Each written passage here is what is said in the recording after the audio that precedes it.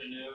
My name is Luis Barrera, and today is September 14th, Today, 2011, and I'm here in Alice, Texas, interviewing Alberto Nava. right, And thank you, Mr. Nava, for doing this Voces. The name of the project is from the University of Texas, Oral History Project for Latinos. And why don't you just start by telling me your name and where you were born? my name is Albert C. Nava, and I was born 1923, December the 28th. And What city were you born? Kingsville? in Alice, Oh, you were born in Alice, about 8 Texas. miles from northeast Somalia. And I was raised in the ranch at that time Okay. for many years. You want to tell me a little bit about your childhood? Well, I don't know what to tell you, but I was in charge of my 4 sisters because my dad and mom died way back in 1929 and my dad in 1939. Okay. So from then on, my 2 older brothers were in Arizona and one in Oregon, and the CC camp, and the other one working on the fields in Arizona. But when my dad died, in 1936, I had to, my grandfather said I had to take care of my sisters, otherwise he would give them away to different uncles, you know. Well, I had to work. I said, well, if I have to work, I work, and I did. From 13 years on, I took care of my 4 sisters. And time passed away, and I was old enough to go to the civilian conservation camp in Wyoming. Okay. And So that's your father was in charge of a dairy before he passed away. you were what? Your father was in charge of a dairy. Yeah, he was in charge of a dairy for many years, and they used to be not like a college, but I guess it was a college, where the young people used to go out there and go to school. But my dad was in charge of the dairy. He knew which cow would give so many gallons, and they were registered. What do you call it?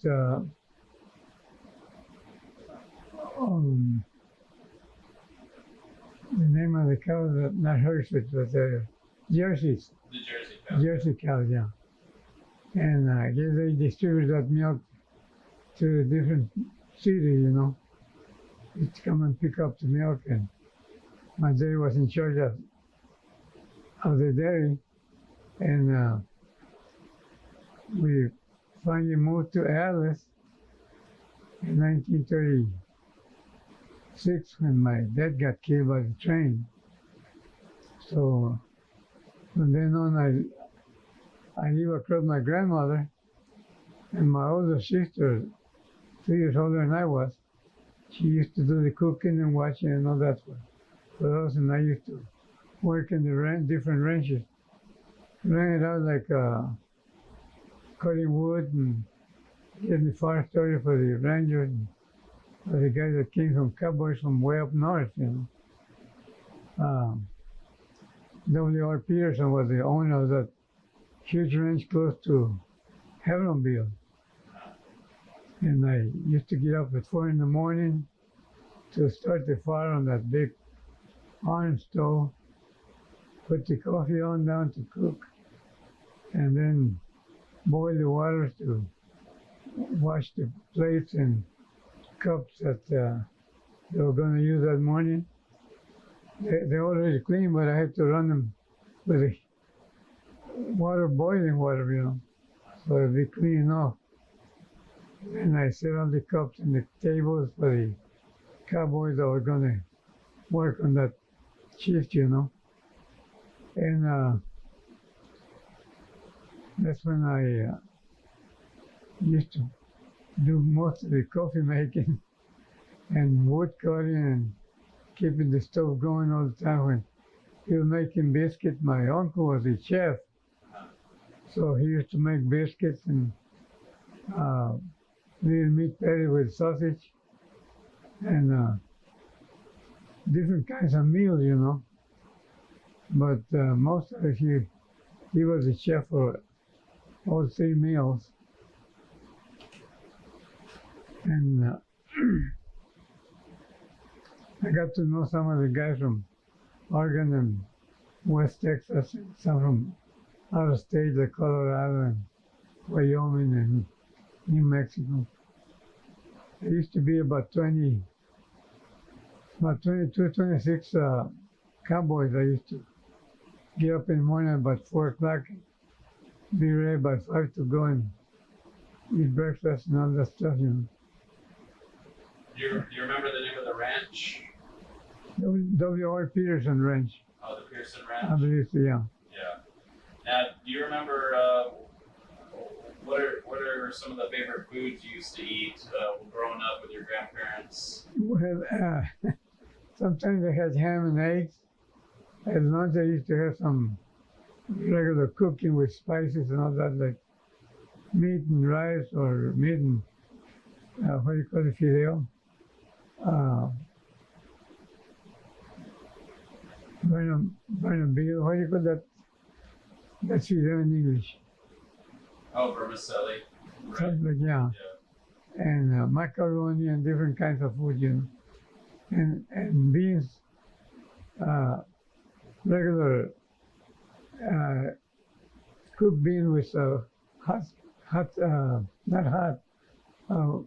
Gayheart chili, to give it color, and then some spices like garlic and black pepper and cumin seeds, and those are the regular meals that they had after breakfast, Yeah. They had lunch and dinner at night, food with spices. And my job was to wash all the big pots and pans, have them ready for the next day, and plates, those little gray metal plates you used to have, cups. Back then, there wasn't a lot of meat markets and stores. Oh yeah, they had. What kind of stuff would you gather your own meat and stuff, or hunt for your food? Well, they used to have even some of the big cans of soup, I guess it was half gallons.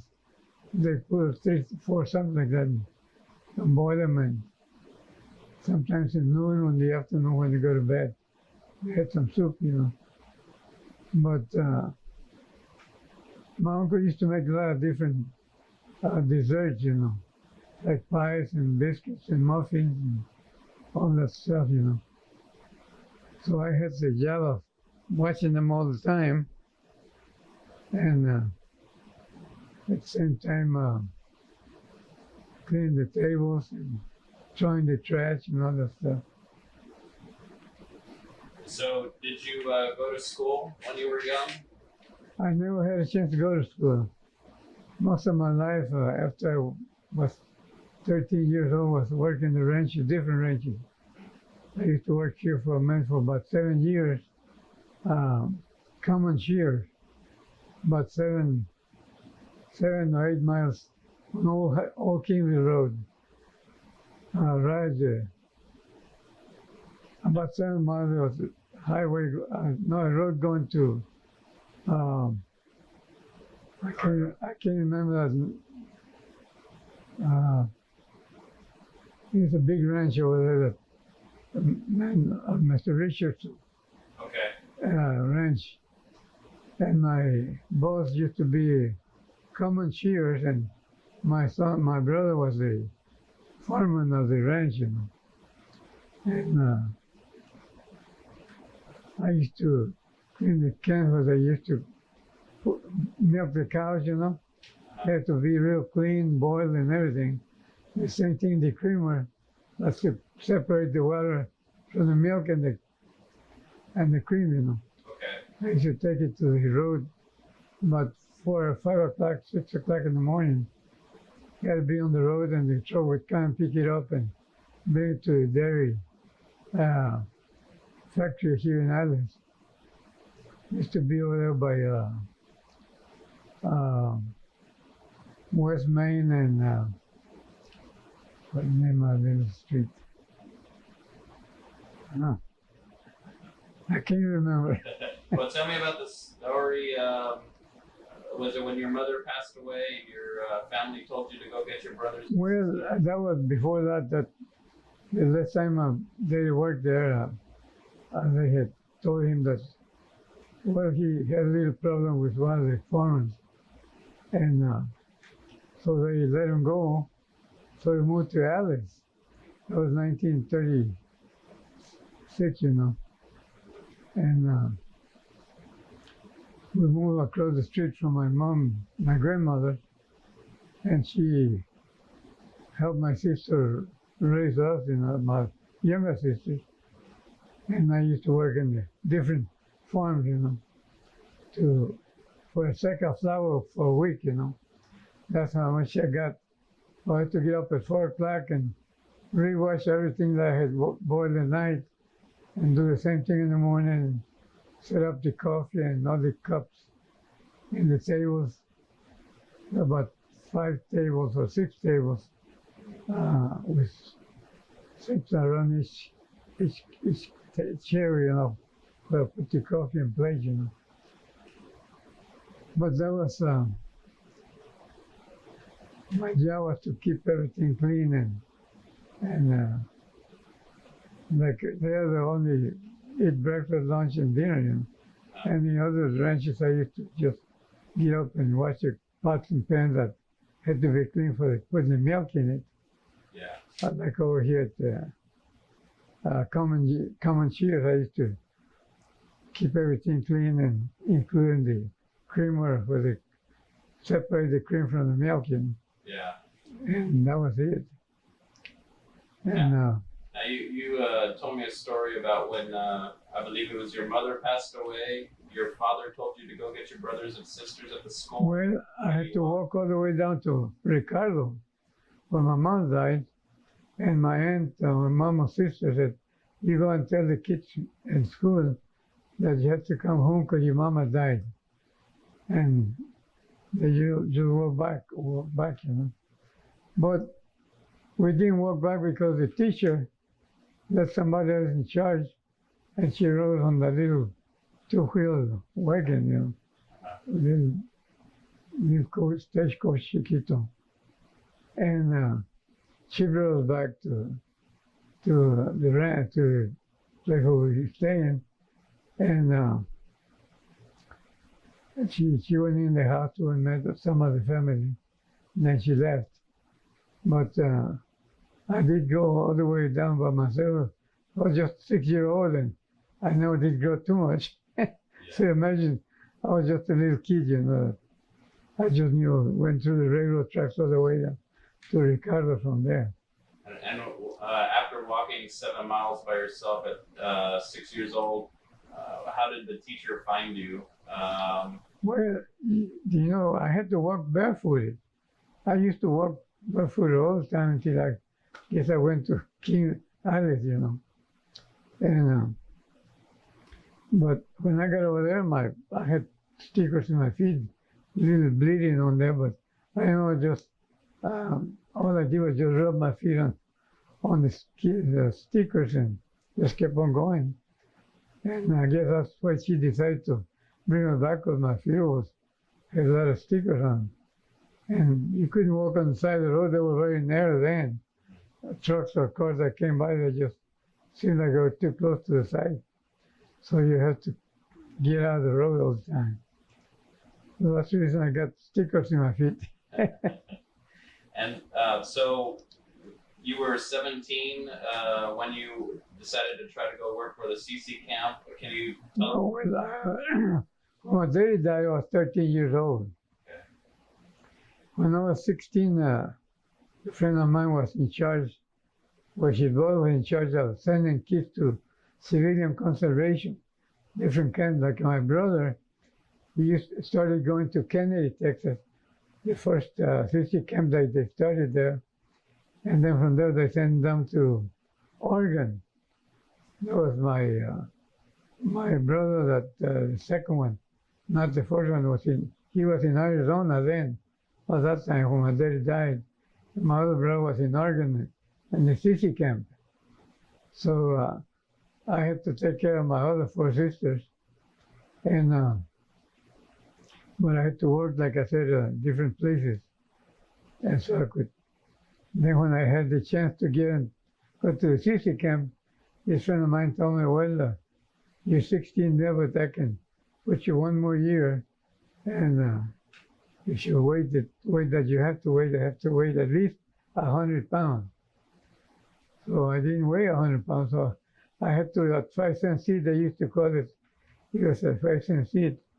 It was a little bowl for chili, the chili beans for 1 nickel, and 1 nickel for the soda water, bimbo, that big orange soda water. That's what I used to drink instead of coffee or milk or water. So I used to take that, and that was 10 cents right there. And then I had to have some penny change, so I could put on that scale that was in the corner of that Reynolds and Main Street. It was a big scale, a big one. And you used to put the penny on it.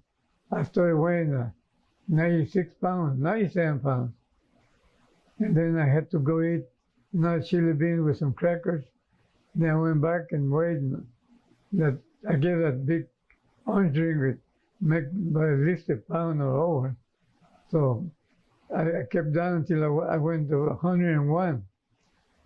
But I mean, I was ready to bust out with so much water and food, So when I went to that weighing place at the courthouse, the guys kept saying, "Oh boy, you're gonna be sorry when you gotta take your clothes off, and they have to measure see if you got any hemorrhoids." And that was what got me worried. I tell you, I was so feeling sick then, And then when I asked the guys where were the restaurants were, they said, "Oh, they're on the other end of the courthouse. You have to go down the basement, and there they were." And I mean, I sweated all that. All that time I was really sweating out. And So the requirements back then for CC camp was you had to weigh over 100 pounds. over 100 pounds, yes. And you had to be 18 years old. Had to be 17 and up, Okay. And how old were you when? I was 16 then, Okay. And so that's when I went with your grandpa. We went to the CC camp in 1940, 41, 41 I think it was. And we stayed there for 6 months, then we came home. And you guys went to Wyoming?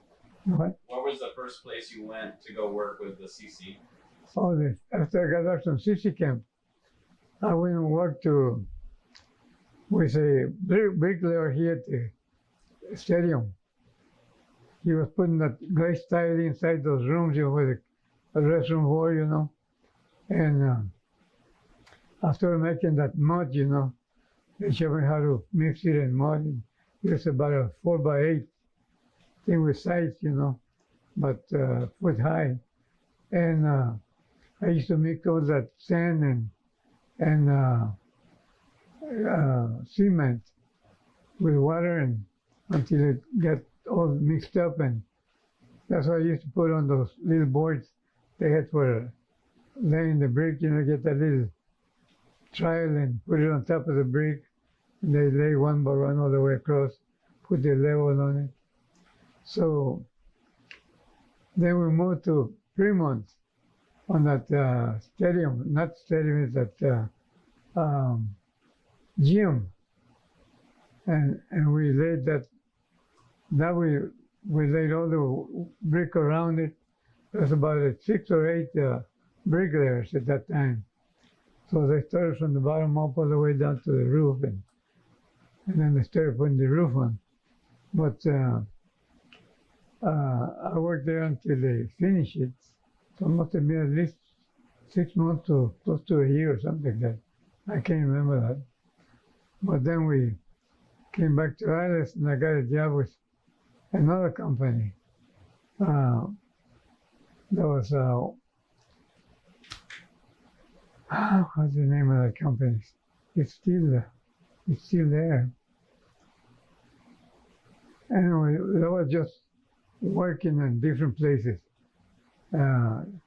cleaning some little bushes and all that. It was going to be the big shop where, what was the name of that? Flowers, a machine shop. Okay. I think it's still there, the building. I don't know if it's still the same name or not. And so, I can tell you, But I can't remember too many things like that. That's fine. Let's talk a little bit more about the Conservation Corps. So after, did you know the guy that was in admissions for the Conservation Corps? You said you knew him from Kingsville. Oh, yeah, Quinones. one of those mean guys. There was about 4 guys out. They said that they were pretty mean. So when we got on the train, and he was what do you call it? One of those passenger train, not Pullmans, whatever you call it. They had the bed on top and one on the bottom. And you guys were on the way to go work in Wyoming? We were on the way to Wyoming then, you know. Where did the train start at? Was it San Antonio or here in Alice?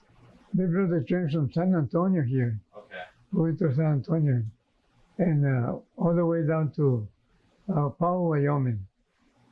And from there we unloaded and about 2 days later we got oriented what we was going to do. And we were supposed to go up in the mountains and make some irrigation with the jackhammers. So when it rained, we'd go into a lake, you know, different places for the lake, you know.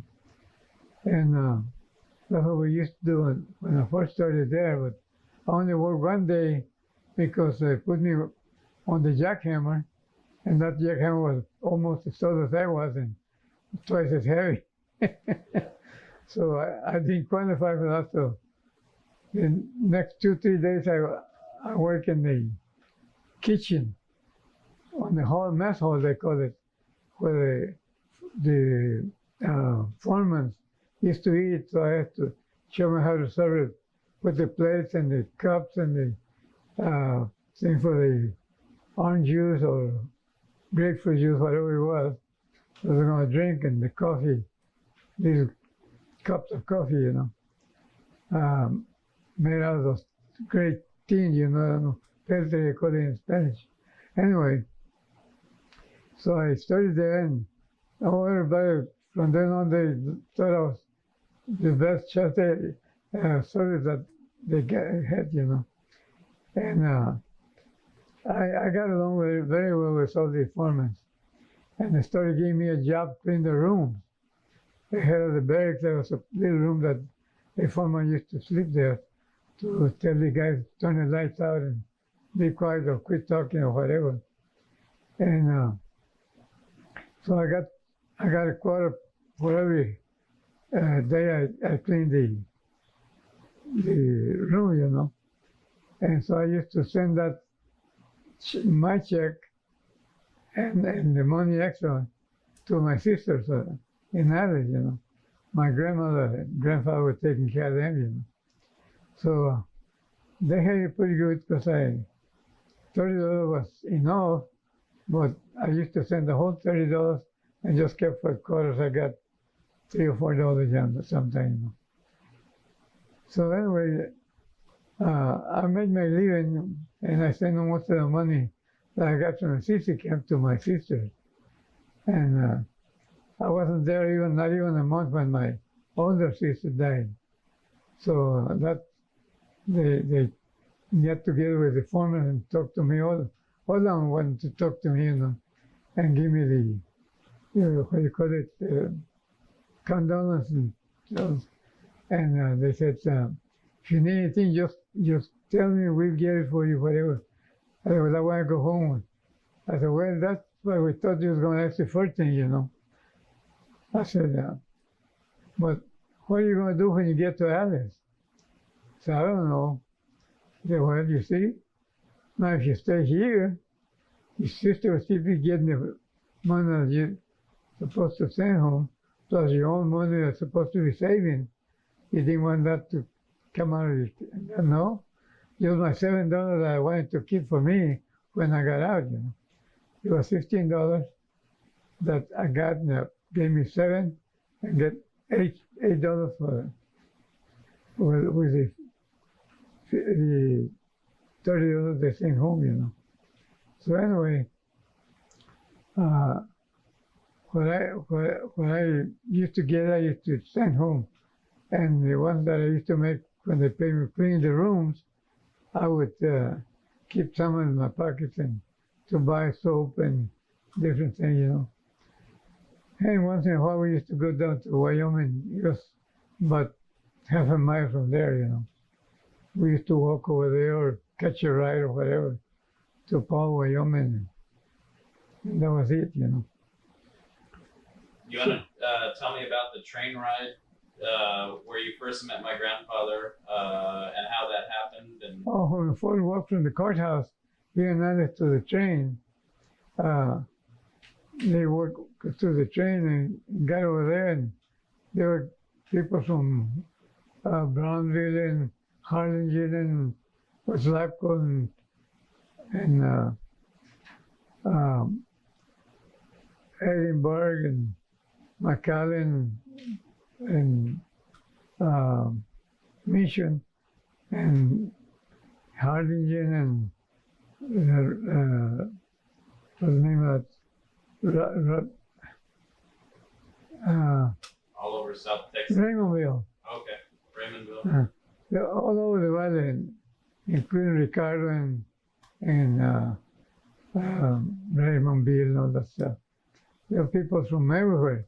So we got a train load. I mean, we had a train load. And when we first got in there, I had a friend got to know, and I didn't even know him then, but there were some guys that they kept saying, hey, don't mess up with those guys on that train, on the next train, you know, next what do you call it, railroad train. And so he said, don't mess up with those guys because they're mean, they got knives with them. So I didn't think nothing about it. But when we went into that train, walked in there, those guys was coming in through the doors from the other side. And the guy, don't mess with those guys, they're mean. I said, well, I don't mess with nobody. I said, okay, well, I'll just tell you, okay. So my friend that I met here in the train, the guy was trying to get rough with him. He kept acting like he was going to get something out of the pocket. So I don't know, I was crazy. I was just a little short fella. And I said, look, if you want something with that guy, you have with me. And and they looked at me and they didn't say much. You know, they said, we're not going to kid that little kid, you know. Beat up that little boy, you know, because I was just, I don't think, I was not even 4 or 5 feet long, 5 feet high, I think it was. And anyway, so they didn't do anything. So to my friend, there was a hero, you know, because he was a very timid guy, a very nice guy. I said, since I knew him, he was a kind-hearted guy. You couldn't get mad, you know. He was just that kind of a guy. So we made friends all the way down to Wyoming. And we stayed friends all the time. He was there, and I was there too, you know. So he was a truck driver. He had a good job, you know. And I was what do you call it, a waiter for the staff there. And so I got to know the big shots, you know, there. I even got to know Henry B. Gonzalez. He was the one that used to show me how to write. And I think that was him. I know something about Henry B. Gonzalez, but so I remember now later heard about him that I think that was the same guy. He's probably a little older than I am, but if he's still alive. And so he taught me how to write and talk most of the English correct, you know. And so anyway, I met some good friends there in the CC camp. So after CC camp, it wasn't much time after that you enlisted in the Army, right? Well, it was I got out by 1940, 41, something like that. And they were calling you to write your letter. You were next to report to so-and-so camp. When I got mine, it was Fort Sam Houston. So that's where I went to. My first dealing with the Army was in Fort Sam Houston. I stayed there I think I was there for about 2 or 3 months at the most. Then they shipped me to Camp Roberts, California. And over there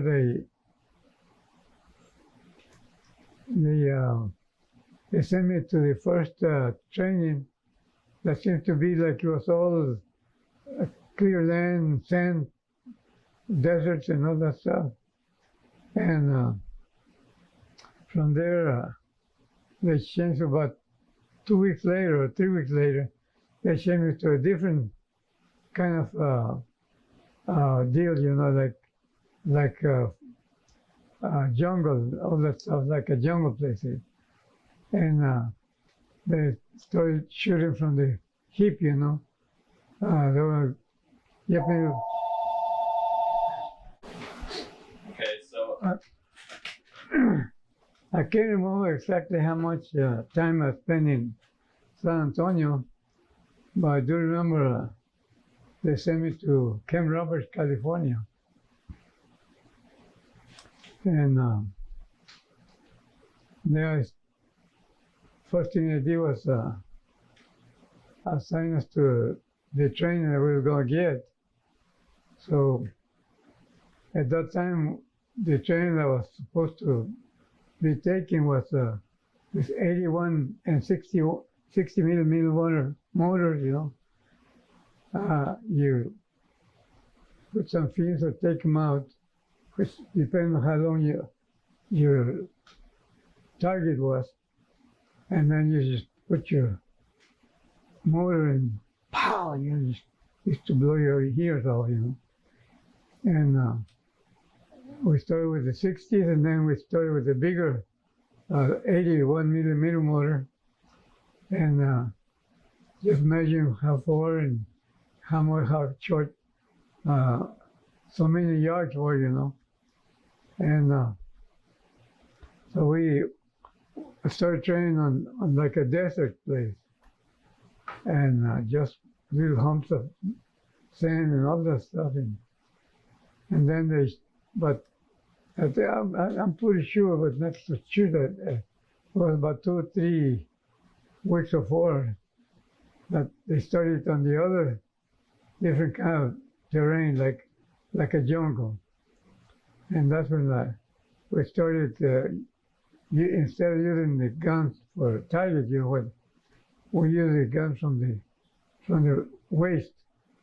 You point it, if you're down, you shoot down, and you cross up in the trees, you just tilt it up, and I think most of the guys did pretty good on that, because they didn't hide them that bad, you know, but you could make a little noise and you hear it and you just shoot what the noise was, and it was down or in the middle of a tree or up in a tree, whatever. But that's the training we had, and then the ammunition, keep it where we could get it right quick, keep it off with it, and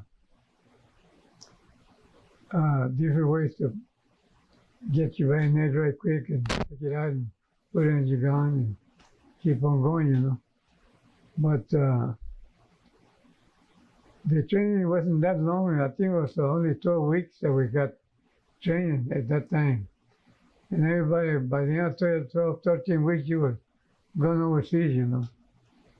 And with that, I mean, not too much experience, but still you have to be trained to something, you know. And so then we got shipped to New Guinea, but we went through the Panama Canal and then to the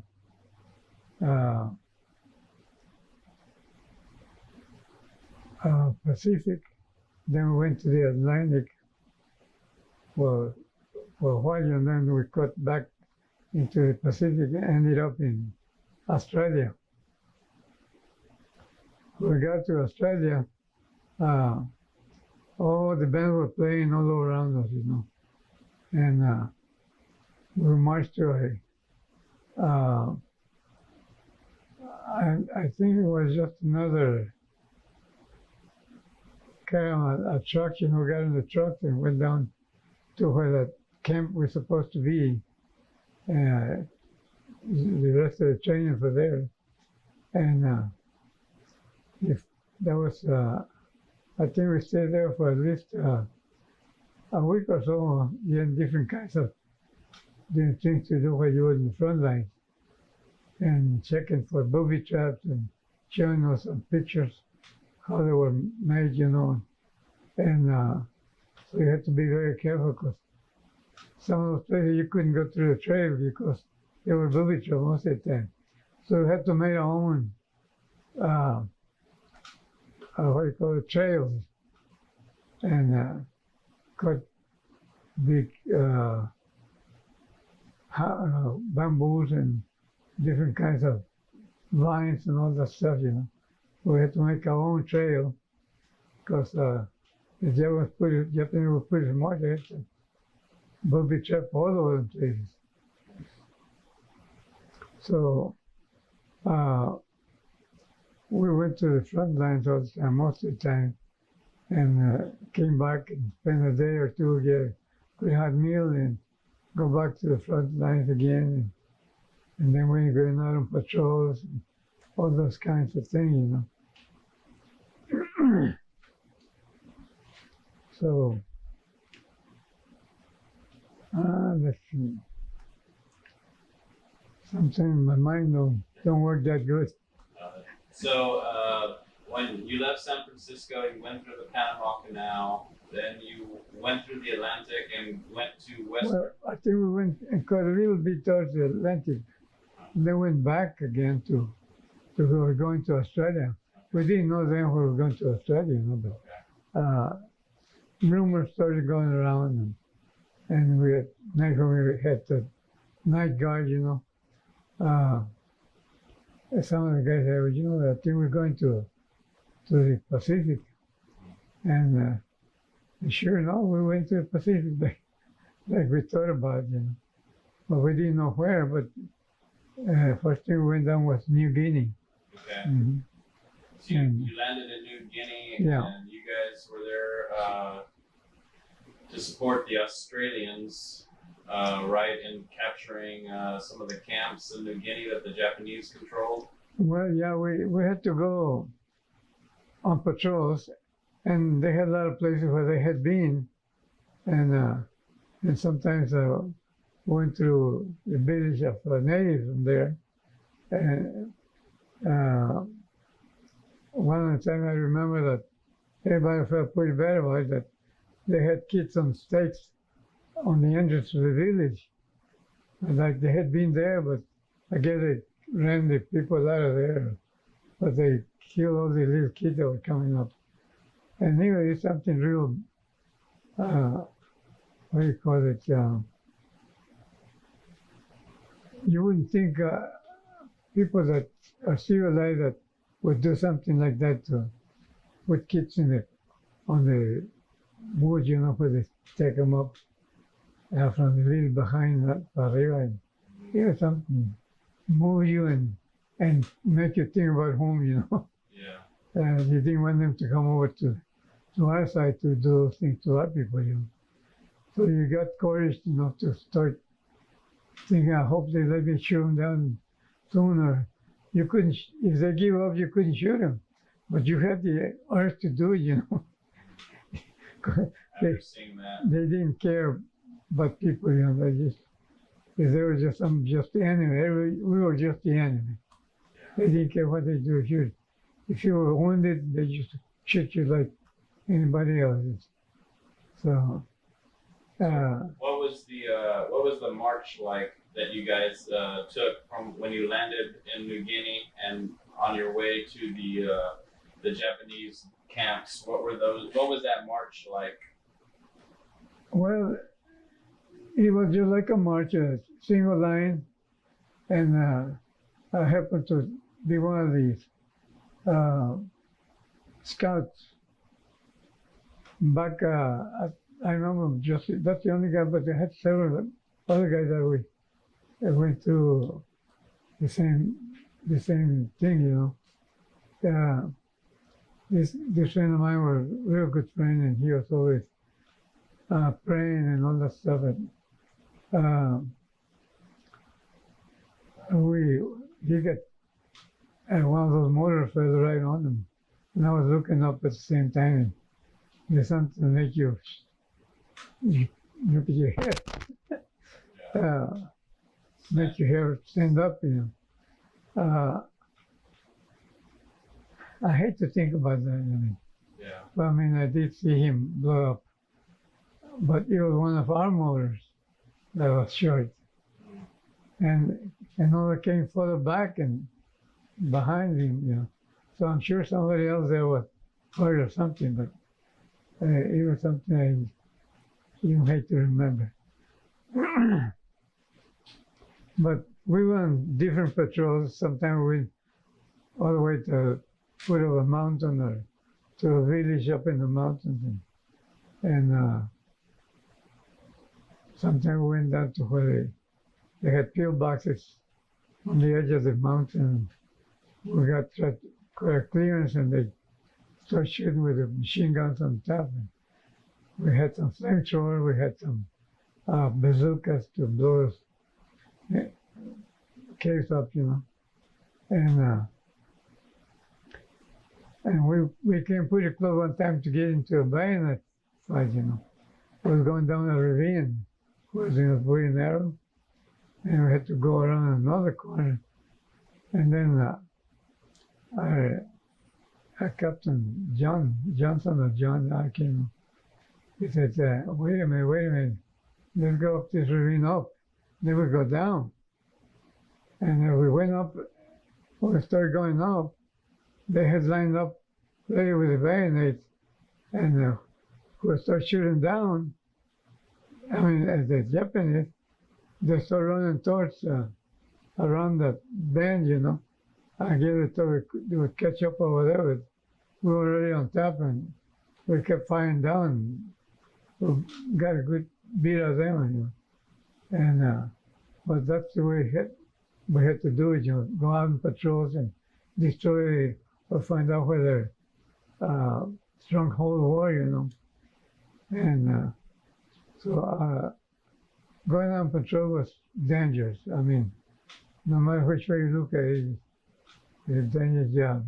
What was the jungle like, the terrain? The jungle was pretty heavy in some places. And like I said, we had to make our own way. There were a lot of openings that you could take, but they were dangerous, and you might as well take it out where it didn't have any. But they did have some places where they put, jungle was pretty thick, and they put booby traps and hang them up on top where you blow up in your face or whatever. But all that we saw most of the time was just on the ground.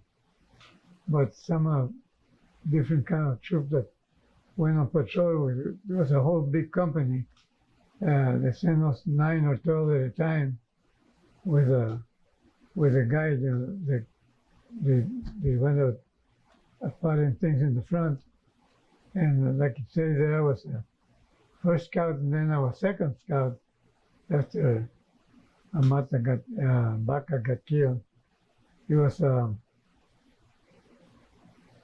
I had that in my mind. Who was the one that took over the point? I just don't remember. Anyway, some other guy took the point. Then I was feeling better because I was behind.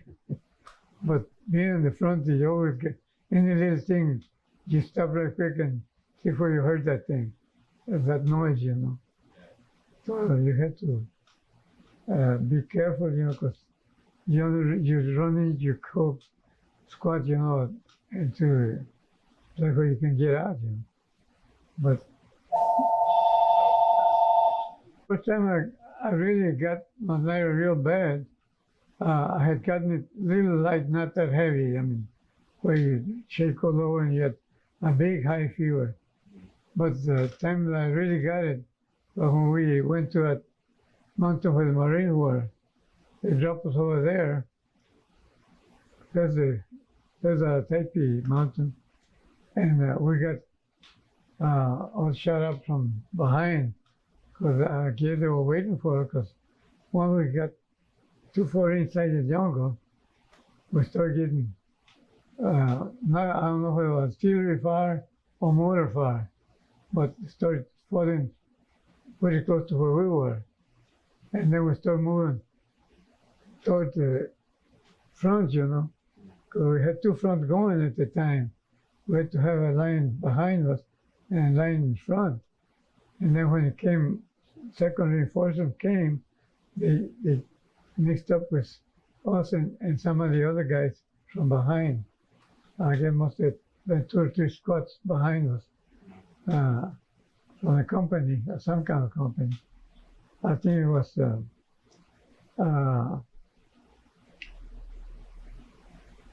fourth or fifth cavalry that came and replaced some of the guys that we lost.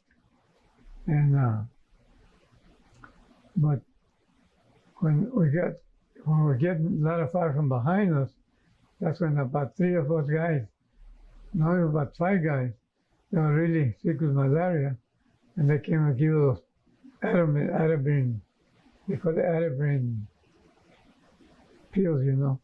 It was yellow, and you take them 2 at a time, and you felt a little better, but still you was always with a lot of fever. But that would bring you back to your senses, I guess. But once you took those, you felt all right, but still you had a lot of fever, 2, 3 days, and then it went away, you know. But I think they got two or three of us out of there to the field hospital, but at that same time they were getting out of there because it got too hot from fire. They were getting fire from both sides. And our planes were kept bombing right where we were, you know, but they weren't firing at all. They knew where the line was. I think our troops had some kind of a sign to let them know which our line was. And then they sent those planes flying down at that same place and go up right close to us and came down again. And same way with the other side, came behind us and shoot behind us. You know. But we got into a lot of fire by the time we got out of the beach again. And that time, I got carried out there, you know, because it was getting, when I got to what was going over here, some of the guys got me up and pushed me. I got that so I could grab that thing and climb into the barge, you know. And but I had to be pretty quick. I mean, we had to run and get out of the way because there's a lot of guys coming in to get us out of there. So this was when, because you were part of the 126 Infantry Company K, Mm-hmm. and this was when you guys were trying to take over the Camp Buna of the Japanese? Yeah. Mm-hmm. Okay. Well, they had already been through there, but it was supposed to go out there that we stayed in, cleaning up the place. But then after that, we made that landing, Now I just real mistakes like everybody does, you know.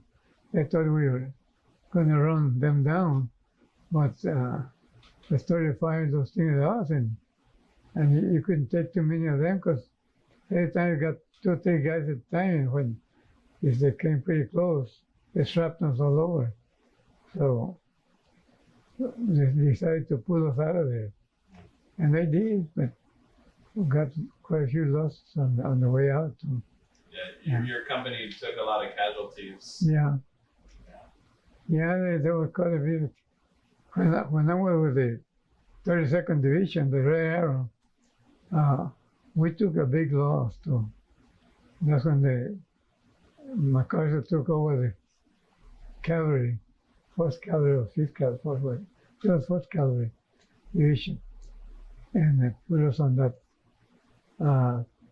26th Infantry. So I don't exactly remember. I was sick at the time, but what I remember that for a good while I was sick, even caught a ear fungus, and I couldn't. My head was always like you hear the heart pumping, like I was pumping on my head, you know, and I couldn't hear much except a little zzz, like a whistle. But this eye here, I couldn't hear nothing. It just hurt all over my eye and back of the head. I guess on account of that pus coming out of there, they used to come and drain it like this every so often, and had a little syringe that had a little resting on it, sucking out the pus, and then they put water or some kind of liquid to wash it out, and it felt so good, you could feel your eyes open up, you know. But now you had to have your things up sometime where you could see better. So after this battle, where else did your company go? The 126. Did you see any more action, or was that the end? Pretty much the end of the war for you? No, we kept going back to the front line, you know, and patrols, you know. So that I think I went back to the field hospital, and they took care of us for 3 or 4 or 5 days. I don't remember exactly. To me, it seems like a long time, but when we went back, we went to the same deal, looking out for booby traps and trying to clean out the complete island, clean out, you know. But I never believed that we're going to go and have a landing next to that Marines. So they must have been pretty strong because they were there a long time before there, you know.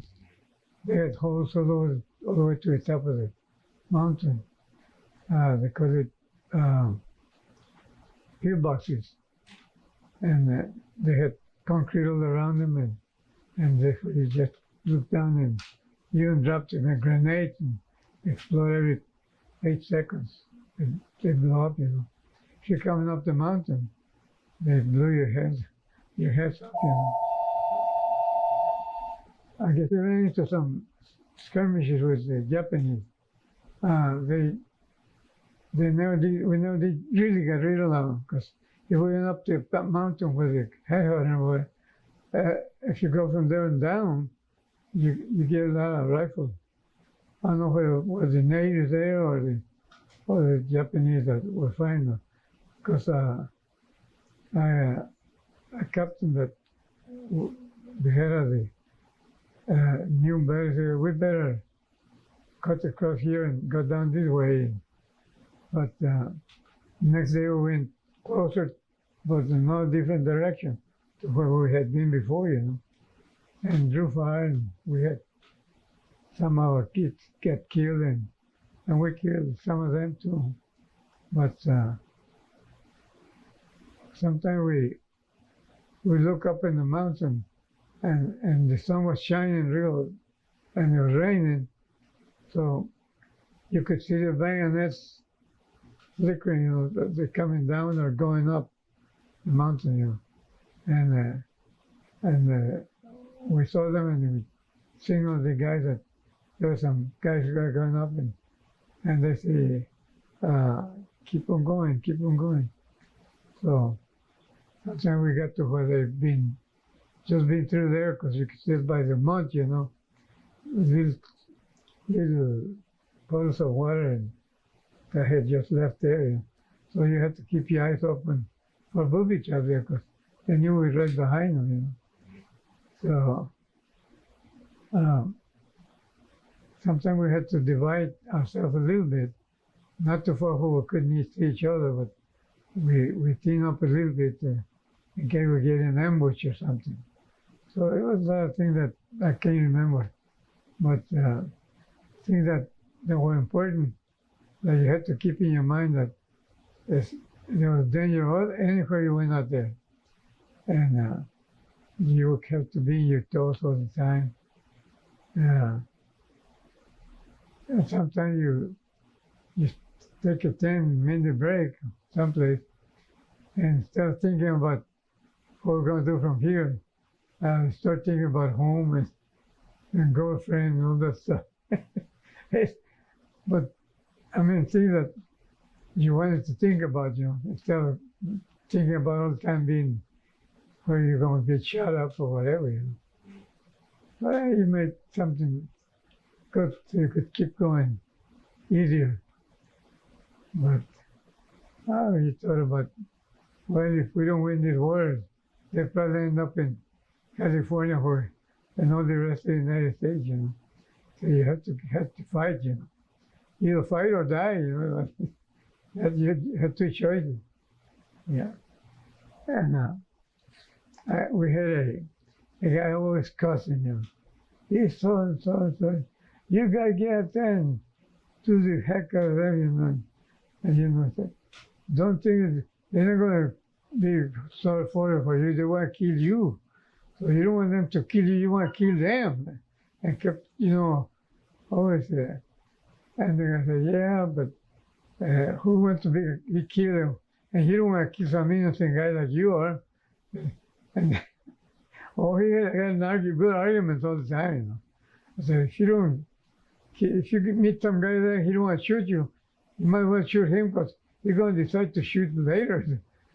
I said, well, so that guy always kept talking about killing somebody. You know. And I guess that's what kept us going. Yeah. When you first landed in New Guinea, you landed in an Australian camp. What was that like, and how did the Australians receive Well, this? we walked all the way down to where that camp was, but from then on we got on the trucks going to the next, where was all American, and from there we stayed there for maybe 1 or 2 weeks, something like that, and they were showing movies and different kinds of things that you could run into, you know, and from then we started going on patrol, but it was just American, and there was some Aussies, I call it, Australian, but they were on different routes, you know. Sometimes they went this way and we were going this way and then came back, and we didn't meet them, but we knew they were that close, you know. And so it was, every day was different. They did not, they wore a different uniform. What was their uniform like? Well, the uniform was just a plain shirt, you know, and that cardboard head that I said cardboard because they looked like had little things like here and had that in their head, you know. Yeah. But our helmets, we had them too like this, but they weigh so much that every time you move your head, you want to take good aim at something and I would go cross-eyed sometimes. But you have to keep shooting all the time, you know. When there was returning the fire, we had to be shooting most of the time. And you told me that they didn't like American canned food, right? The Australians didn't like American food, right? No, not the canned food that we had. I don't know what kind of food they had. I never really ate their food, but they said they didn't like our food that we ate, you know. Yeah. Because we had like salmon or sardines or something like that. And we open it up, we put it up and open up the case and with your bayonet kept eating it up. Because we had a little knife and a spoon and a fork, you know. That's on that little flat kit, Mexican kit they call it. We had three items: a little knife, a fork, and a spoon. So when we got the cup that we had where the canteen was, to make a bouillon, like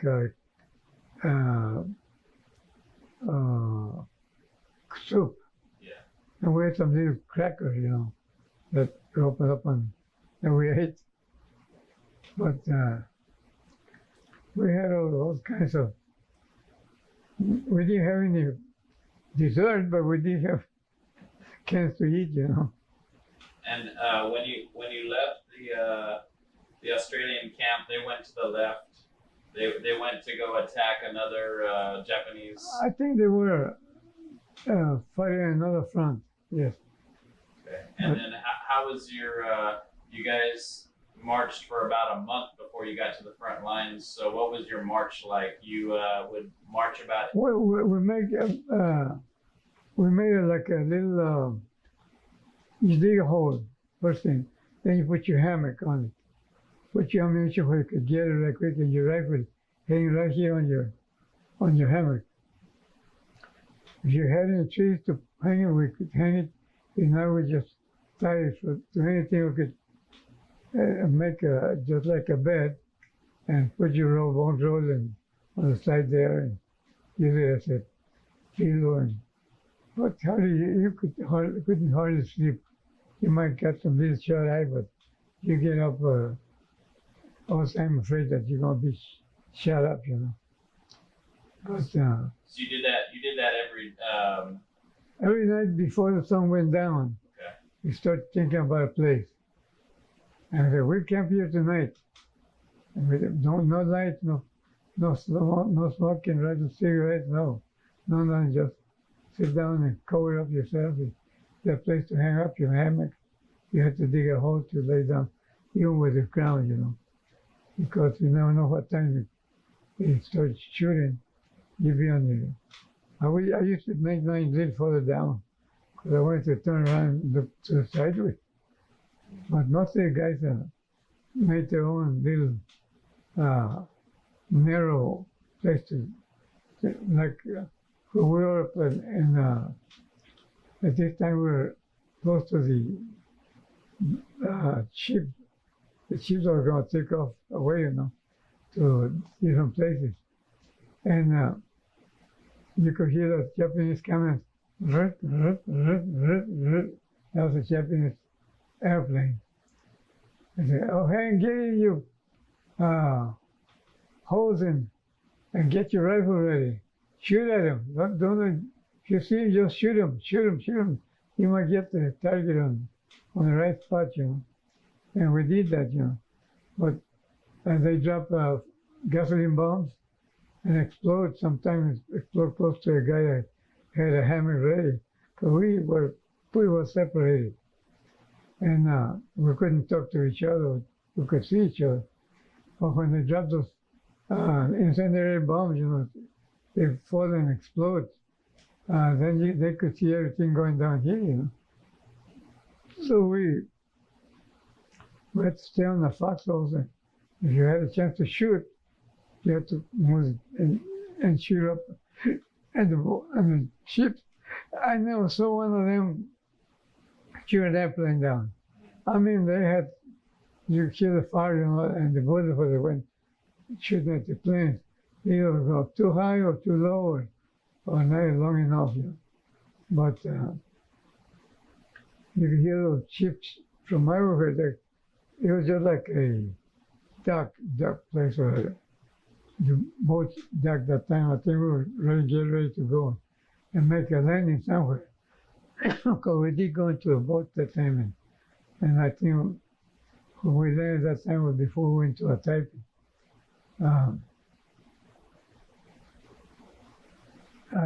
I don't know if we say that bomb, Boeing.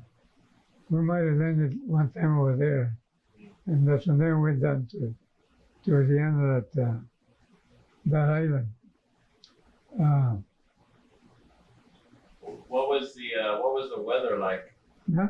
What was the weather like? Was it always raining or hot or Oh, it was always hot, always hot? always hot.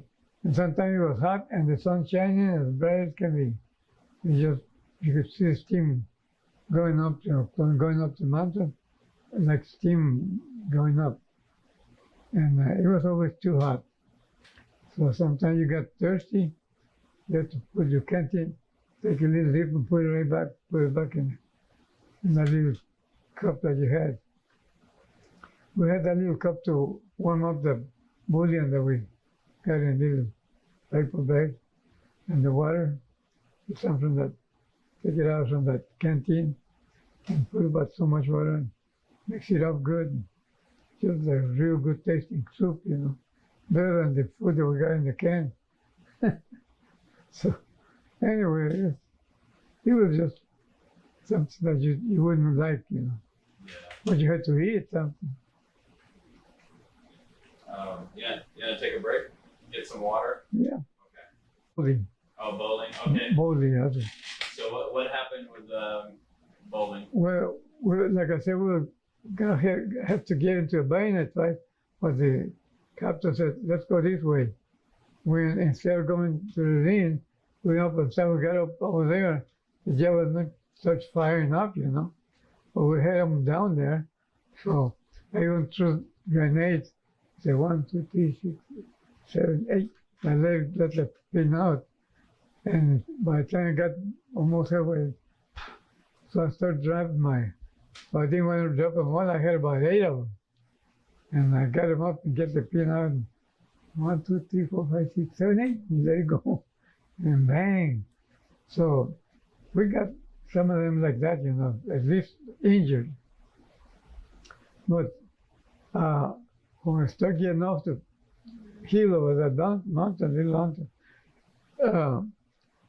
the BAO started shooting at the Japanese coming from that direction, coming up, and that's what hold them down while we were going back.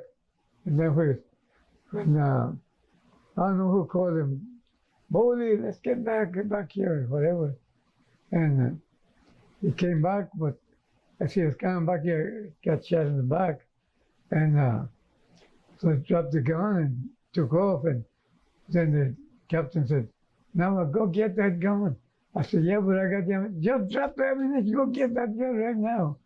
So I went and got it. And then I had to carry that ammunition, put in the whole bearings again, and I started following them where they were going. We went back and went back a little further down, and we were told to go meet the Japanese on this side.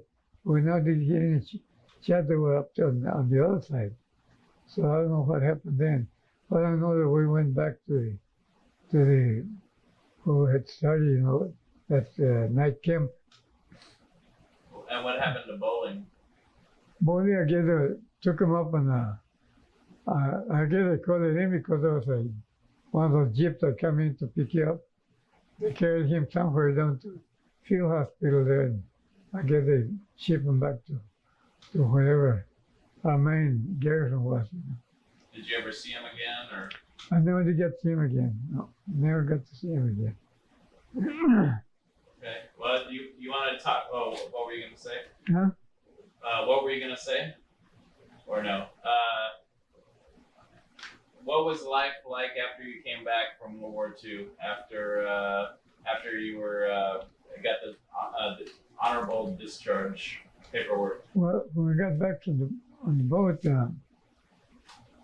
we went back to San Francisco. They gave me a week off to be at home. And we had planned by letter that we were going to get married.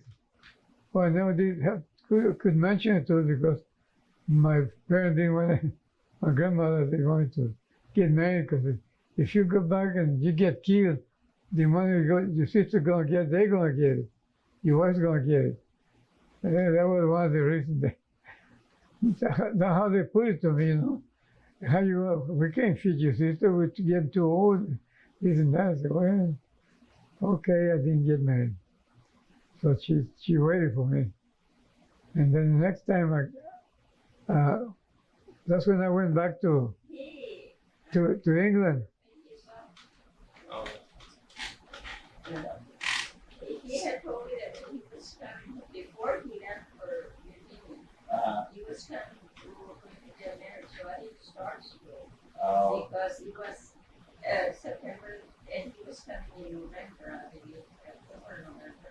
okay. So I didn't start school. I was not seeing him. So because I was waiting for him, I had my dad already knew that he was going to get married. Well, he came and he never told me. He came just a few days. I guess it was about a week at the most. But he never mentioned marriage or anything. And then I was really hurt. I didn't tell him, but I was. I didn't talk anything about marriage then, you know. I knew I had to go back somewhere.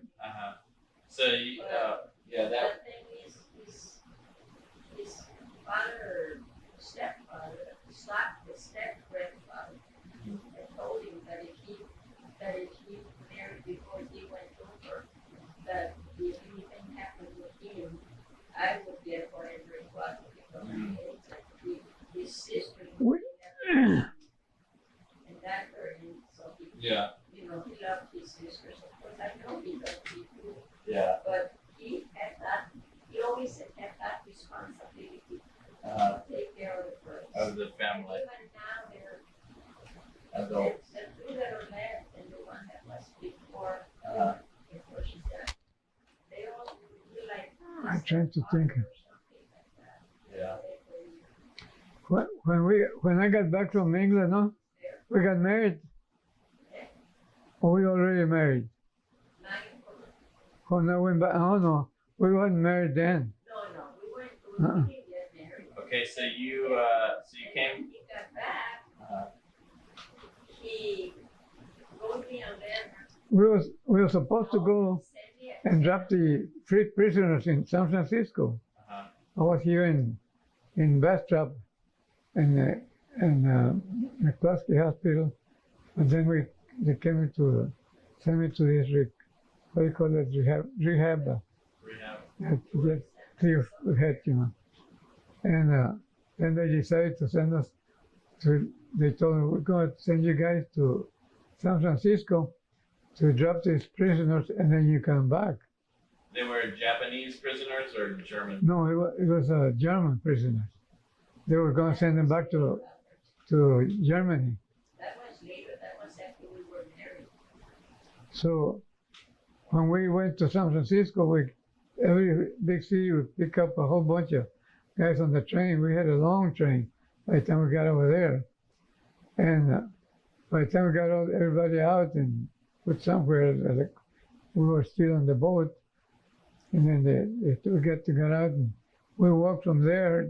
It was a port, I guess, to the next side over there. And then they gave us some new clothing. I said, what is this for? Well, he said, your replacement didn't get in. We got to send you with the group over there as a prisoner. I said, yeah, but you said, no, that's out. You're going to England, then to Germany to drop off the prisoners. I said, oh boy, that changed everything. So right then there, they started taking them back to the boat. We went down to Panama Canal and then went back to Atlantic and in Liverpool, England, we landed over there. And from Liverpool, England, we went to the Havre, France, and got the train and put us on the train with the prisoners and went down to Germany, where they had those big fences, had all the prisoners there. They were all put in heat, all dressed up. And we walked from the train to those prison things with the big fences. And I guess they gave them those shots to the guy that was going waiting for them. And then they started marching in, you know. and everybody that went by, hey, thank you, Shorty. Kissed the two. I mean, some of them knew me on the boat, you know. Like I said, we used to put guard at night, and they say, hey, I hold your gun and take the ammunition out, and I hold the gun. When the guard comes in, we'll give you the gun back. And I told the other guys, yeah, I trust them. They're going home. I don't see why they want to shoot us. I said, anyway, we don't give them the ammunition. Yes, but somebody might give us. No, they won't. I said, it's safe. Okay. So next time they said, yeah, okay, I'll give you the gun, but don't you, what is it, they call it, betray me, whatever it called. They said, no. They used to make like that. I said, no, that don't work with me. I said, you just tell me you're not going to shoot me. I said, no. I kept saying and laughing, you know. Anyway, but all of the guys knew, most of the guys are young there. But they were pretty nice guys. And they were happy they were going home. And some, they said, I would rather stay in the United States than come home. I said, oh yeah, well, you're going home anyway. So, but I think they were pretty nice. Let's take a break. Then you came on your way to Alice, right? Uh-huh. So you're coming back from New Guinea. Yeah. And where'd you We land? came back to San Francisco, and then they gave us a furlough. Go home for a week, I think it was. And I had wrote to her that we were going to get married. So when I got back home, I need to buy a dress. I need some money. So they didn't have any money, so they wouldn't even give me money to go on the boat back to San Antonio to see her. But I didn't go. No, I just got to San Antonio, and I got in line to go to Alice. At that time, she was sending a friend home that she was going to spend Christmas at the with her father in the ranch. So I was in the line, and her friend was in the line, and she said, "Look," and her father said, "Look," and she turned around and saw me, and she didn't wait anything, just went and grabbed my eyes, and she scared me. I didn't know there was a whole bunch of army guys around me, you know, and line up to get in the bus because we had priority to get in first, you know. And so when I saw her, she just grabbed me and started walking outside. I forgot my big duffel bag that I had with me, hanging on me. I just dropped it, and her father started fighting on us with the bag, carrying us. We got almost to the car, and then I said, I left my bag, and here comes my father-in-law with the bag and all that stuff I had. And so anyway, we got in the car, and we went down to her house, you know. And she didn't know what happened to her friend. The boss just left, and she came with me. So anyway, we didn't get married that time. No, he came on to us. But that, You came back to Alice to see Juanita. yeah, that's right. And you went back a few days later. We were married January the 3rd. They sent me to Christmas. was it Killeen, or what was it? Killeen, or who I rent that room for you, and you could stay there. Must have been Killeen. Belton? Huh? Killeen or Belton, probably, right? He was stationed And when I was stationed in McCluskey, General, then they sent me down to Bastrop, the rehabilitation, what they call it. And then a few weeks later, when they told me we were going to drop some prisoners in. I came back home because you had to go to leave the German prisoners. What was it? Oh, okay. This is Nava said after you guys met each other in Belton, she went to go visit you, and then you had to go to San Francisco to meet the prisoners. Yeah, And then that's when they told you were going to take them back to Germany. right. Okay. But we didn't get married that time either. No, we were married already. Huh? We were married already. That's why I went to stay with you in San Antonio.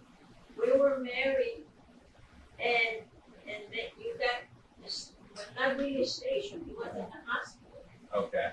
and so I went to visit him about a few weeks after. So not how long. What happened is anytime I heard a car boom like that, I hit the ground.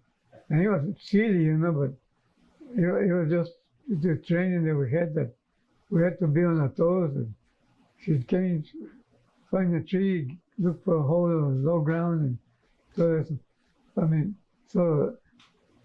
they sent me to a bus trap camp for rehab, and then I had to do time off, and I used to take some eggs and stuff for rent that room, And finally, when they told me we were going to back to San Francisco, I had to send her home.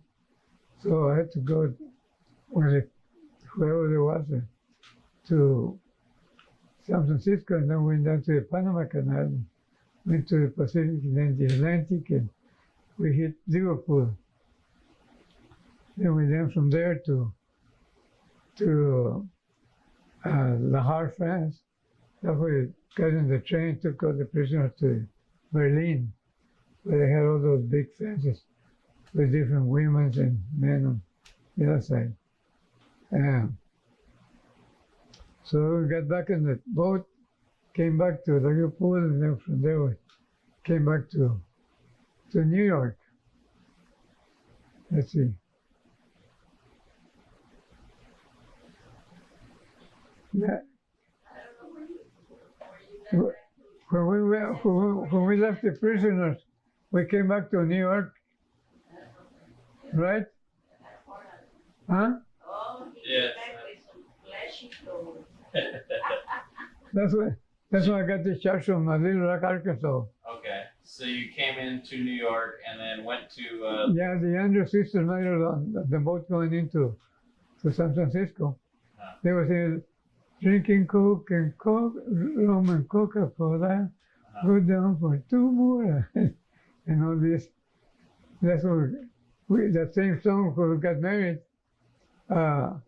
They were singing all night. That same song. It was very popular. Oh, from the Yeah. Andrews sisters. There was a bar under the room that we were renting, and they kept playing that song all night. So anyway, we got back to New York, and they sent me to Camp Chaffee, Arkansas. That's where I got discharged. And You were in the custody for months, I believe. yeah, for about 2 months or something like that. That's when they sent me to. And then you were stationed in Elgin. Mm-hmm. And from Elgin, they sent you to San Francisco. So Best trapper. Best drop around there. Yeah. Around that Belgian best drop. Well, actually, I was staying in That's when you sent me home, remember, from Belgium. We had rented, we didn't rent houses, we rent rooms. We rented a room in a family, with a Latin family. yeah. They rented us a room, and they had a little stove, a little table, Yeah. chairs, just the bare necessities. And it was, so we had been married about, I'd say at least about 6 months or more. Yeah. After you got discharged from the army, which was in Arkansas, you started working. What kind of stuff did you do after the army? After I got out of the army. Yeah. Work. Work. Huh? You work. You were, Well, you were discharged in 1946. What did you start doing after the? Oh, well, I started working with the bricklayers, making the mud for at the stadium. There's a stadium here. And we got through with that, then they had started that new gym in Fremont. So we moved over there, and we had to go back and forth from Mali to Fremont. We had 3 of the bricklayer with us, and he still only was 6 of us in the car. So then they had another 4, I think it was 10 or 8 or 10 bricklayers, and I had to feed them water. I mean, that was a job. Just putting that 10, 18 big shovels of sand, and then 6 or 8, no 9 of concrete, and mix it all good before you put any water on it, until you also the color of the green of the cement. Then I had a can that I put 1, 2, 3, 4 cans of water, and make a little pool in the middle. I started dragging it out from every side until it got a little soft, and then a little more water, and till it was just ready that you keep it like that. It wouldn't go until you shake it. So when you hit it on the brick, you drop that little thing in the middle, put the brick on, it spread out. And then what I had to do after that, when the evening came, and he hit about 7 or 8 rows or 10 maybe, the length of the gym, I had to get a little rod, about so big, about half inch, and bend it, and with a little handle, and I had to go to every one of them lines, the little bitty bricks, one by one. And that's after I got, that's the job that I did after that. But then I have to get a job on Mr. Black Furniture, and they fired my uncle that was there. He was kind of mad at me, but he said, well, I don't need him anyway. He don't do nothing. I said, yeah, but he's my uncle. Yeah, but he don't do nothing. He comes in drunk Monday, and Tuesday just having a headache. Don't do nothing Monday, Tuesday. And then by Thursday he's already drunk again, come in, goes back. So I don't need him. Yeah, I said, but he's my uncle. I don't care. I want you to stay working with me. So I stay with him, but I guess he never forgave me. No, he did. He knew better because it was his fault. Yeah. So how did you start Nava's Bargain Barn? Can you tell me how? Well, I worked for him 18 years, picking up surplus from Kellyfield. And then I started doing, when he decided to move to Dallas, and he said, I'm going to put you in business. So whatever is left after the auction is yours. All the tools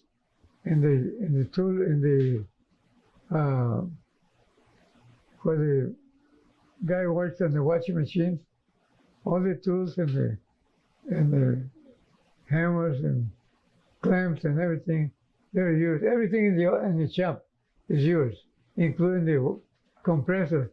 The compressor I loaned it to your dad. I loaned it to him, and then he loaned it to another guy, and I never did get it back. I said, I don't remember who I loaned it to, but I haven't got it in a while, so I just let it go.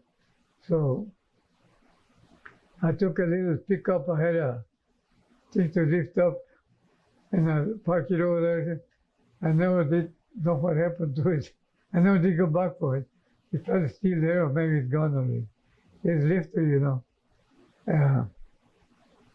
So anyway, I all the tools that I had, I kept them, except it's just a compressor and that little pickup that I had using one. He bought part of the stuff that Mr. Black had. Not that much, but a little bit. And he would go to maybe surplus, and buy up furniture, refrigerator, stove. So you started the business in 1961. You've been doing this business with Mr. Well, I was doing what I was going to do, but he put it before he left. He had put one bid, and I had to go there to pick up on Monday. I had to leave that lot that the army gave him to fill it up or whatever they had. Just put it in there. I had to clean up every Friday.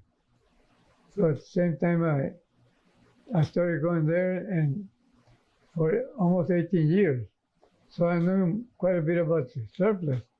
So when he left, he had put in another bid, but he didn't tell me. He said, Albert, I'm going to move to Dallas, and I'm going to have an auction. Whatever left on that auction is yours. So he went and found that building, the Friendship, no? Friendship building over there. On Main Street. Friendship building The building, that he rented for me. oh yes, it was right across from or whatever the lease So was. he rented that place for me, and he paid me for it the whole year. And whatever I picked up from then on, it was going to be mine. I do whatever I want to do with it. So I started picking up that stuff every week. And I had already rented a place, so I was going to make my business. So every week I went and got some. By the time next week came over, I almost sold everything that I had brought. Most of it anyway. So I started looking at it was a good deal, and I didn't have to pay for anything. He was going to pay every time I picked a load. He would pay him over there, from himself. So when that thing was over, he decided to get me another bid.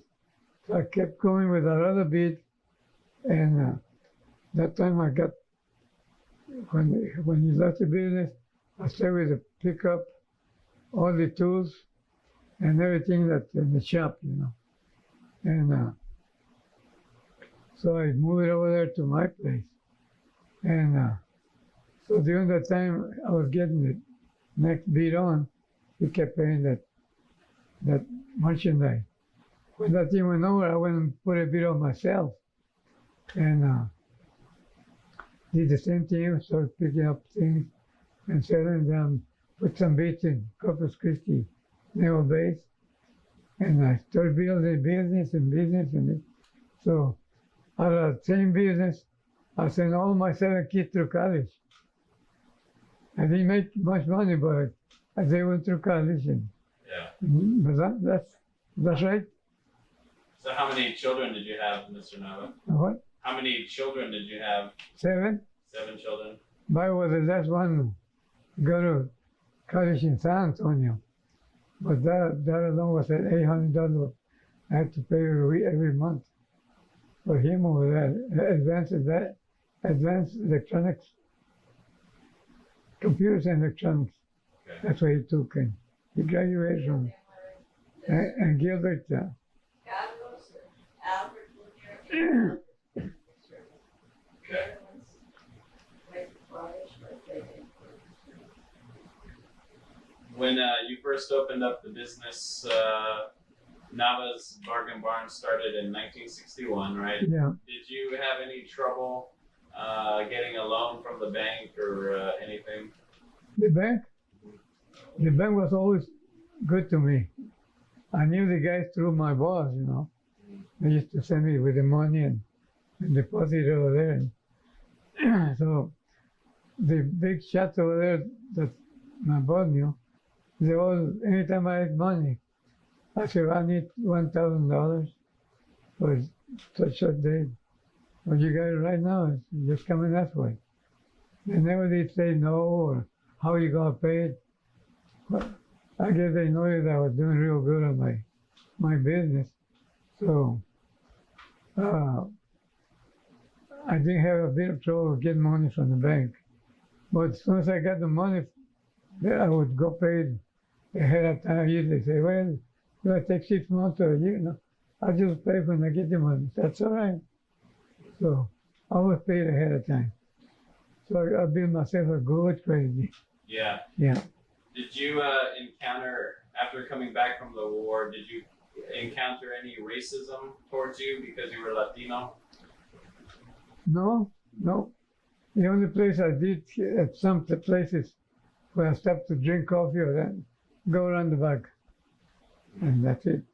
But then when they told me that I had a right to go anywhere, any building, because I was an American citizen and a World War veteran.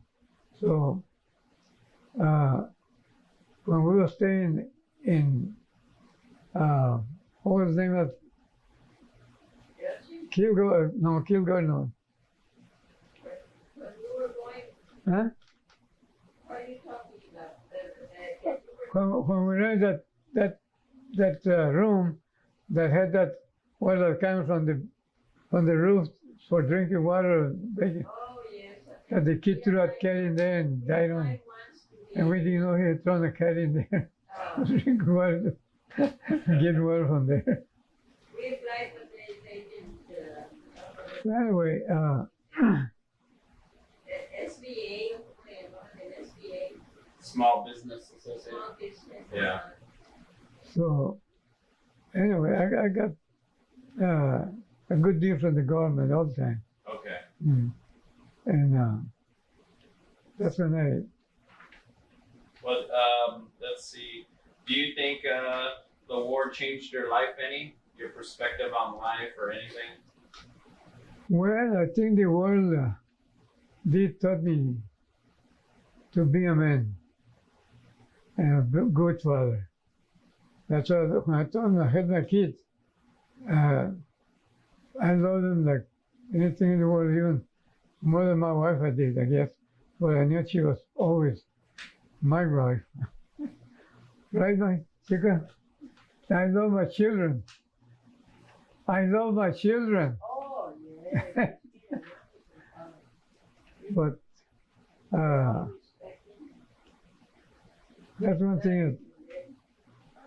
Every time I used to get into a hard job, that I think about them, But you know what? When they were in college, when they were up on Fridays,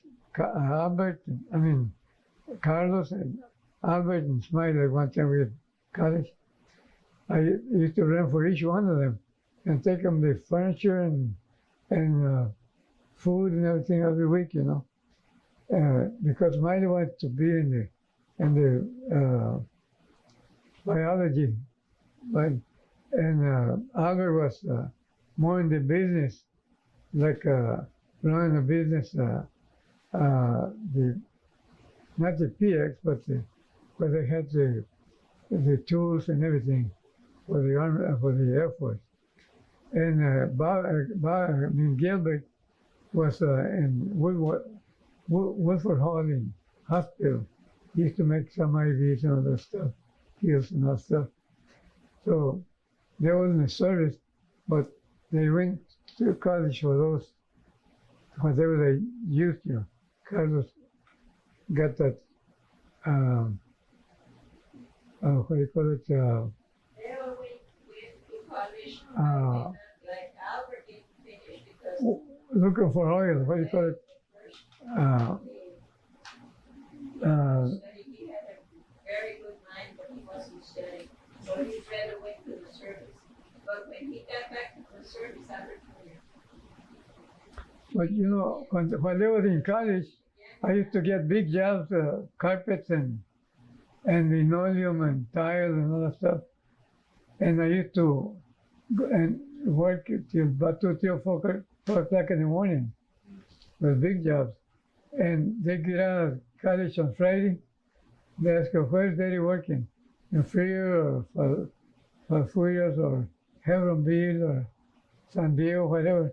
and they'll go out there and find me, and they're going to sit in the truck that night. We finish the dress. So they always used to help me a lot. Even when they were college, they had to study. I said, no, you got to study it. Whatever you have to study it.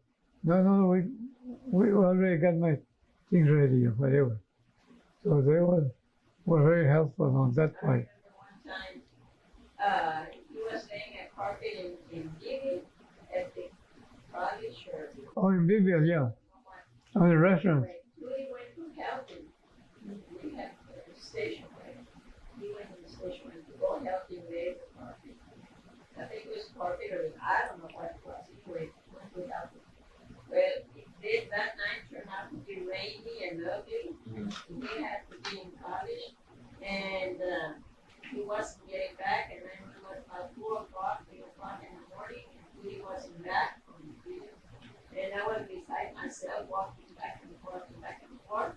Finally, he arrived, and I said, why didn't you come earlier? He said, Mama, Dad sent me home, but I got lost. He took the road to Corpus instead of. We went to go to Three Rivers and Young West. He took the left one and went it up in Corpus Christi. Yeah. I don't know where I'm at. But anyway, that was 2 years old, the youngest one. But Yeah. they would all go in, whenever they could, they go and help. But they always work in the pizza, Smiley and Tootie, on pizza here in Alice and pizza in Kingsville, where they were in college. And Yeah. sometimes after that, they started coming helping with the carpets and all that stuff. So let's see. Let's do a couple more questions. Growing up, did you speak Spanish or English growing up as a child? Most of the time it's Spanish, yeah. Okay.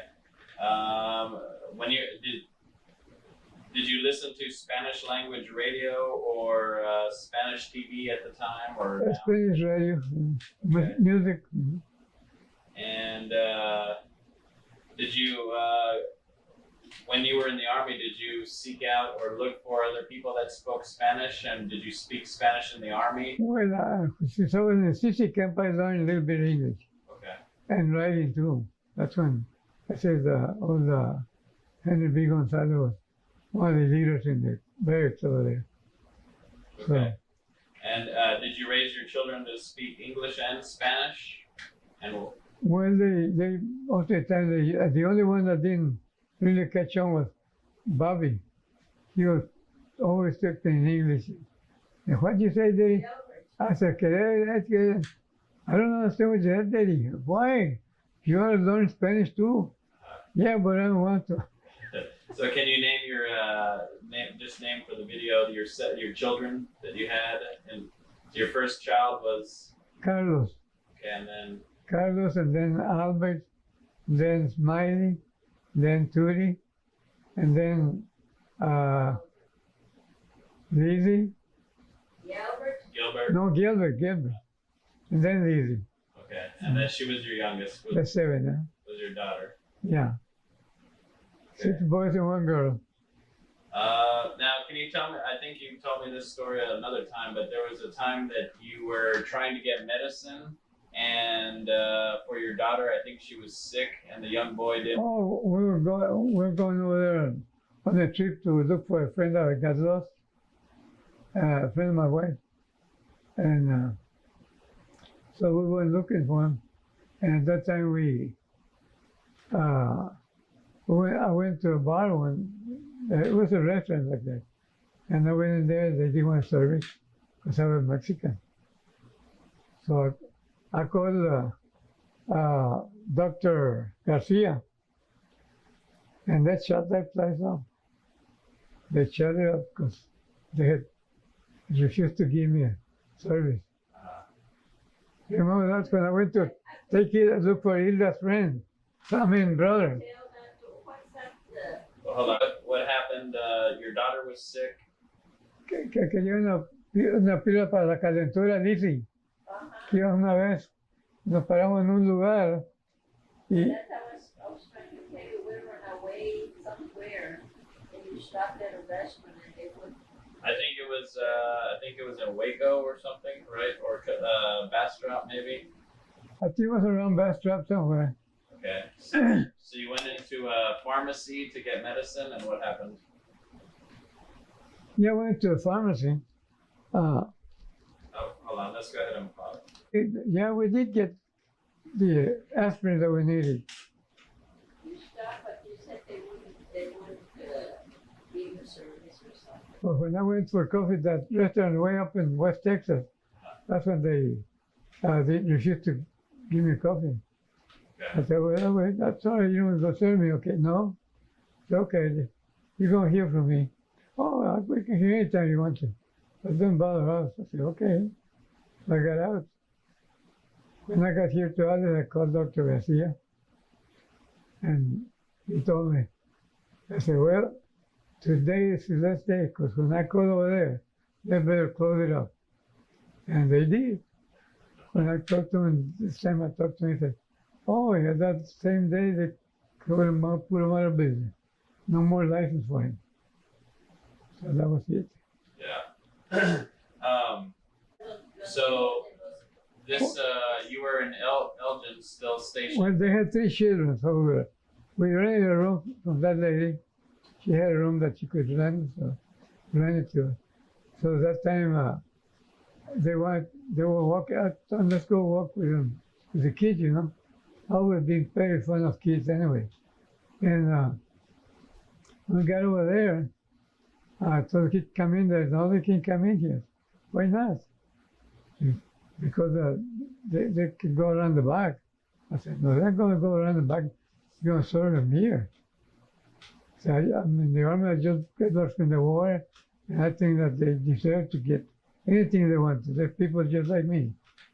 He said, well, we haven't done that here. Well, if you don't listen, I'll report you. So I gave them 3 ice creams, and they were very happy because but I called them in, they wouldn't want to come in because they never let them in to get something. They would come, go around the back and give it to them. And this time they served them 3 of cones, you know, they wanted. So, but the guy almost didn't want to let me have. I said, well, I'll report you. And I'm just as serious as you are. I said, well, I don't know. I said, well, who's your boss? Tell him I want to talk to him. I'll tell him. So he came back and said, all right, bring him over here. And I gave him the ice cream. So they gave him 3 ice creams. But he was, I guess it's both sides. Don't ever serve anybody like that. And he went out there and I guess he came back and said, go ahead. He gave her the ice cream. But Let's see. Do you see any difference in the Latino community from when you were growing up, and then after the Latino community after World War II, between then and now? well, a lot of changes were made. When I was a young kid here in Alice, they used to go to Red. It's 2 brothers. And right across from my store, there was a store here. And then Garcia had that clothing store. And Manuel, well, right next to the clothing store, there was a building. Between the corner where that dress company there that they sell you rent tuxedo on the wedding lace. Next to it was a building, and they had ice cream, and they had a back door in the back, you know. So if you wanted to get an ice cream, you had to go around the back. So we were always playing around the back over there, and we were I was very young then, but that was when I was about 13 years old. I mean, that at times when we didn't work that week or whatever, we used to go with my friends that my brothers knew and to the ice cream parlor, they call it. And in the back, about 3 o'clock in the afternoon, they get all the boxes with a little milk in it, and stick them out in there on rows like this up. So I went through them and get when the milk was still cool, but sometimes it was already hot. Drink the ice cream, and put the lid back, put them back again. And one of the times that we were doing that, one of the brothers came out in the back, and he had a belt. I mean, long belt. And as soon as we saw him with the belt, it was this person like lightning, Corre, vámonos. Well, we took off and he didn't get us that time. So then he started watching us. As soon as we got close to there, he would come out and run and really run. So they told me to stay back over there, and because I was shorter than the rest of them. And so we couldn't get any more. That time was the last time, but we used to go away. Before that, we used to go and get ice cream that from the back, And but ice cream from the empty boxes. They had little. So and that was the last time we couldn't go because we knew it was going to get cold one of the days, and they were going to give it to us, And at that time, there was no like they have today, kid abuse or whatever. But so that was it for that time. But that was the only thing that I remember. That they wouldn't let no Mexican go around the front or Spanish-speaking people. Yeah. They don't want ice cream to go out to the back. Now, when you got back from the war, was it still the same way? You couldn't get. They weren't there anymore. Okay. No, they weren't there anymore. So do you remember any businesses still open after you got back from the war that was like that would not allow you to buy stuff from the front, or you have to go to the back?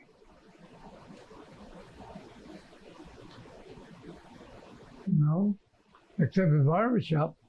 The what shop? The barber shop wouldn't say. Yeah, where Bonds is the colored guy. It was just all gringos, And they just step by the guy. No. Mexicans across the railroad tracks. Fortino Trevino and Jesus Riojas and all those other guys. They're barbers over there.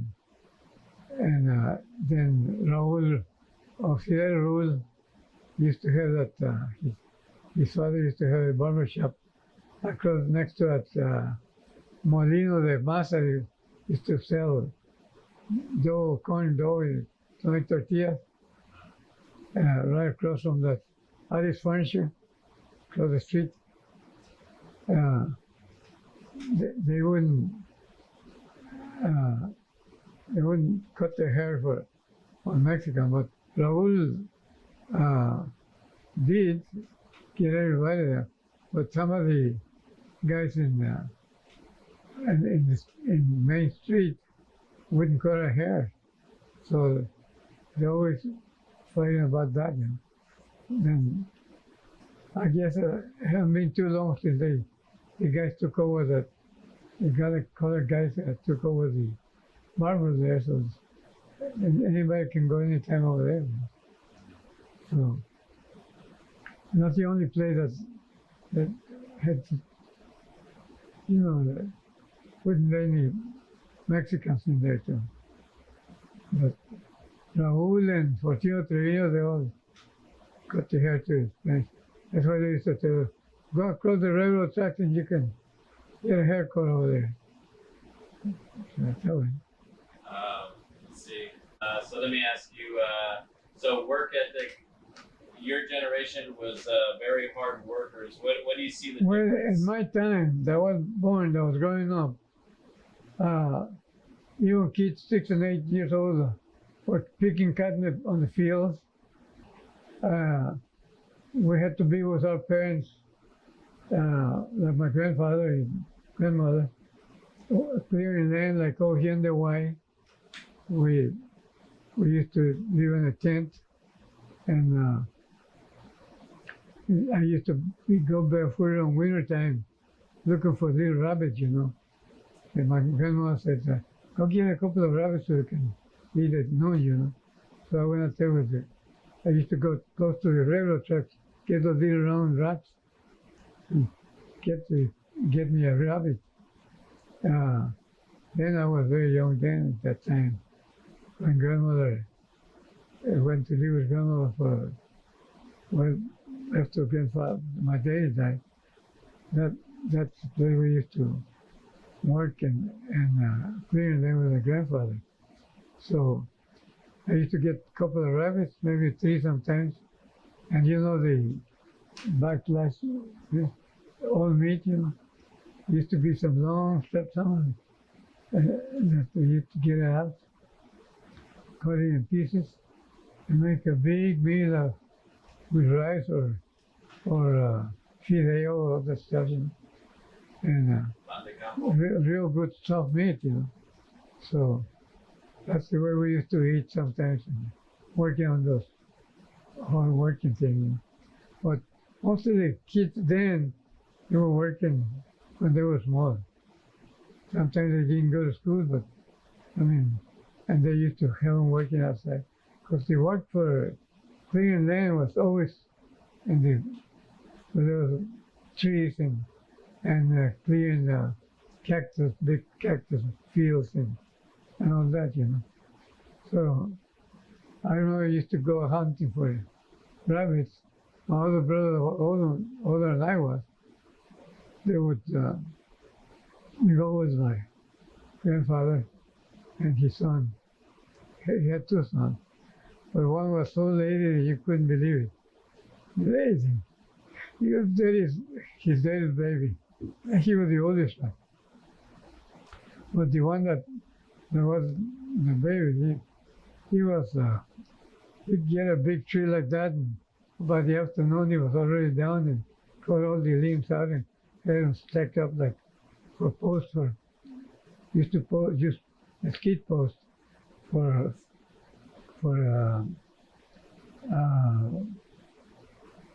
posts to clean the water. That was they used to way back. That's why in winter time they always used to have grab a hoe and the axe and everything for clearing land here and there, everywhere, you know. So because they used to use those woods from 6 to 8 foot long and about 4 inches wide or a little wider for the posts that you need for the ranch, you know. So we used to cut the big trees, make the small ones for posts, and all that stuff, you know. So you see kids dragging limbs and the older guys with the axe cutting the limbs off and cutting the little short stuff that stick out, made a clean post straight up. And even they were crooked like that, they just coincided where the bow would be towards the fence where you could see straight, you know. So at that time, when I was my age, there was a lot of work like that going on. And there were always kids around, you know. And night we used to play hide and go seek. Now we didn't even know, but we used to play like that. You know. So the difference is that you grew up, all the children grew up working, versus now, children aren't having to work as they did when you were young. Well, I was never a kid to play outside with baseball or like that. Never had a chance. All my life is work. Yeah. What kind of advice do you give to your future generation? Do you have like a message to tell them? Well, I would say that the best advice you can give some kids is that when you work, you feel better. When you work, you feel needed. If you don't work, you're just a kid out in the road, in the street, always getting in trouble. Drinking pot or beer or having parties here and there.